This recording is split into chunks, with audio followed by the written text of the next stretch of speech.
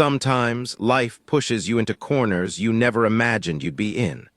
For Marco Reyes, that corner looked like a crumbling Victorian mansion at 1247 Elderwood Avenue, a house so neglected even the birds had abandoned its roof. He stood on the cracked sidewalk with everything he owned in a rusty Honda Civic, clutching the brass key that had cost him his last $550. To the world, it looked like a terrible investment. To him, it was a last chance at giving his 8-year-old daughter Lily something he hadn't been able to give her in years, a real home. Broken windows stared down at him like hollow eyes. Ivy wrapped the porch railings like a python squeezing the life out of its prey. The place reeked of rot, dust, and forgotten history. But when Lily jumped out of the car, spinning in circles, calling it a castle, Marco felt a flicker of something he hadn't felt in a long time, hope. It wasn't much, but it was. Mrs. Chen, the elderly neighbor, emerged like the mansion's unofficial guardian, warning him in her gentle way. Emil Vashner, she said, brilliant inventor, vanished in the 1930s. The house had been waiting ever since. Marco brushed it off as folklore, but something in the way she said waiting made the air feel heavier. And as the sun dipped below the horizon, the house groaned softly, as if exhaling after a long, patient sleep. That first night, the house didn't let them settle in quietly. While Marco unpacked their 3 boxes and tried to ignore the creaks above, Lily's soft footsteps echoed down the hallway. "Daddy, come see," she whispered, her small fingers pressed against an old bookshelf in the library. Marco expected cobwebs, not a click.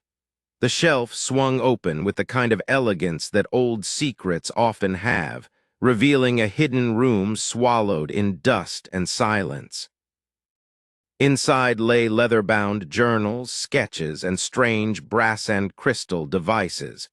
One small box sat at the center, humming faintly, though no power ran through the house. Marco lifted a journal, Principles of Perpetual Motion, E. Vashner, 1932. The pages were filled with impossible machines, diagrams that seemed to break the laws of physics. As an engineer, he recognized brilliance when he saw it. And this wasn't just brilliance, it was revolutionary. Lily touched the humming device.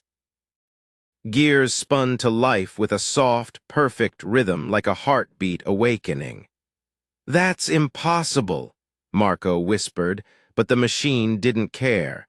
It just kept running, as if mocking the world outside that had long forgotten this house. Over the next 2 days, the house opened up like a locked safe, slowly revealing its treasures. The journals were a blueprint for the future, clean energy devices, communication arrays, healing chambers. Emil Vashner hadn't just been an eccentric inventor. He was a visionary who had hidden world-changing technology in this house nearly a century ago. And now, somehow, it had chosen them. When Marco and Lily returned to the hidden room, a glowing inscription appeared in the air, words formed by light responding to their presence. "For the one who finds this room with pure intent, the engine will awaken." The mansion hummed like a living thing, and for the first time since his wife's death, Marco didn't feel like a man losing everything. He felt like someone standing at the edge of something far bigger. But every miracle casts a shadow. The name Aurora Dynamics appeared in one of the journals, corporate giants who had stolen Vashner's early patents decades ago. And as Marco's research deepened, their algorithms had already begun to track his digital footsteps. The house might have been waiting for him, but so were they. The third night changed everything. The devices began to hum in unison as if the house itself had decided to stop pretending to be dead. A glowing communication array greeted Lily by name, and a presence filled the room, not human but familiar. Emil Vashner's consciousness, preserved in crystalline matrices throughout the mansion, spoke through words of light. "You have been chosen as guardians." It wasn't a plea. It was a declaration. Lily's intuition and Marco's engineering mind had triggered something Vashner had hidden for 90 years. He had waited for hearts that were worthy. But with that gift came a warning. Aurora Dynamics had detected faint energy signatures. They would come. And when they did, they wouldn't ask for permission. The mansion responded to their fear with action. Hidden mechanisms folded walls, masked signals, and disguised machines as ordinary junk. For the first time in years, Marco felt power. Not the kind that destroys, but the kind that protects. When black SUVs rolled up the long driveway at dawn, everything Marco feared became real. 6 agents with government plates, led by a man named Harrison, claimed they were investigating electromagnetic anomalies. Marco knew better. Aurora Dynamics had arrived under a legal mask. Sarah Chen, a physics professor and Mrs. Chen's granddaughter, had joined them just the night before, having seen the technology herself. Together, they held the house's secrets close. The agents swept the rooms, scanned the walls, asked seemingly innocent questions. But the mansion held its breath. Vashner's devices disguised themselves so perfectly that scanners saw only old wiring. Lily played her part flawlessly, an 8-year-old girl sketching fairy castles, distracting eyes from hidden walls. Harrison's expression said it all. He knew something was here, but he couldn't prove it. And when they left, Marco exhaled the breath he didn't know he was holding. This was no longer just a discovery. It was a war being waged in silence. In the days that followed, the house revealed its most painful secret, a hidden bedroom belonging to Emil's daughter, Elizabeth. She had died at 11, the same age Lily would soon be. Emil's inventions weren't born out of ambition, they were born out of a father's grief. A healing chamber sat unfinished, abandoned in sorrow. Lily held the locket found beside her photo, and Marco understood why Emil had guarded this place for decades. These weren't just inventions. They were love letters to a child he couldn't save.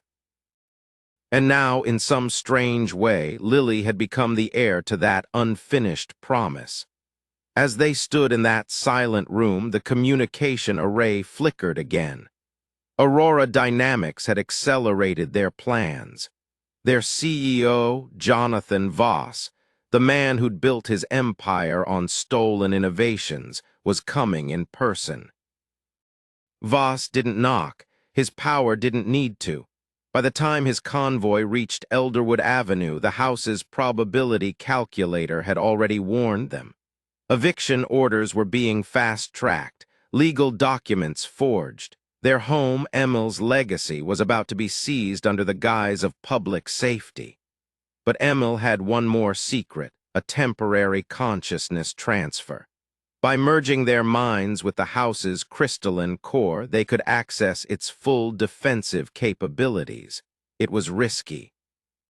If something went wrong, their bodies might never wake up. But this wasn't about a house anymore.